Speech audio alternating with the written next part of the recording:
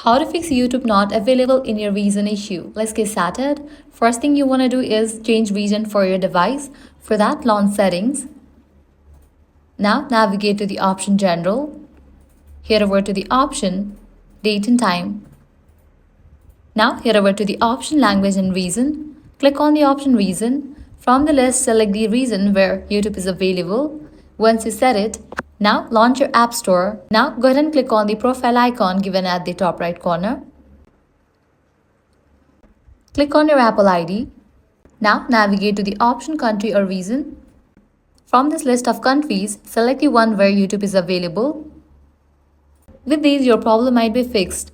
If still you are having the issue, you can use VPN. For that, launch your App Store or Play Store. Then search for any VPN app and download it. After you download it, launch it and then connect to any of the server where YouTube is available. Once you are connected, you can launch YouTube. It will work smoothly. So this is how you can fix YouTube is not available in this region issue. If this guide helped you out, do not forget to like, share and subscribe. Thanks for watching.